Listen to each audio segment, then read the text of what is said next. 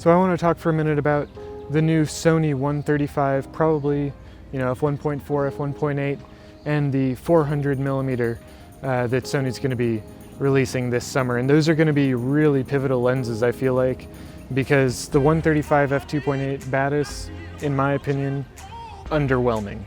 A lot of people really love the Batis. They swear by it. It fits that E-mount full frame form factor and that design language really well. I absolutely want to respect that. But the f2.8 is a little bit slow for me. I understand that at 135 that's still pretty good, but in my mind I'm like, why not just get a 70 to 200, lock it down at 135 and you got yourself a 135 2.8. And I understand there's optical differences between those, but I'm really hoping that Sony comes out with something faster. And I think they kind of have to be still in competition with Sigma. And so because of that direct competition that Sony's feeling on the front of the lenses, I really feel like Sony's going to deliver an exceptional piece of glass. I think that's going to be, Sony's been super impressive between their 85, their 70 to 200 2.8, the 100 to 400 seems fantastic.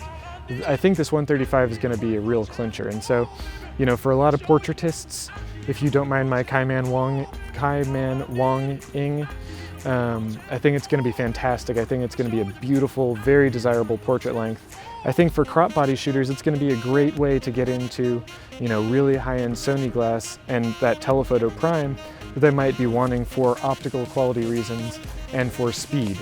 But that 400, I think, is the real big deal.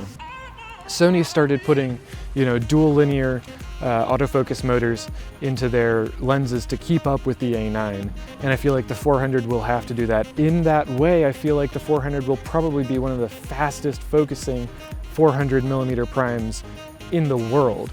I think this is going to be an exception. I mean, Sony's been proving themselves over and over and over with the quality of their lenses, and I think the 400 mil is going to be no different. I think it's going to really change the way that, really serious photographers are looking at, picking up Sony as an ecosystem, because that's going to give them a really, an option in a great sweet spot.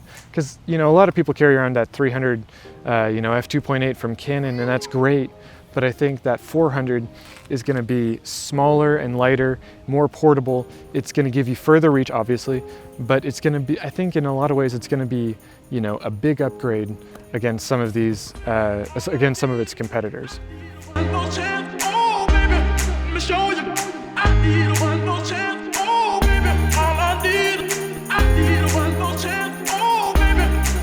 you.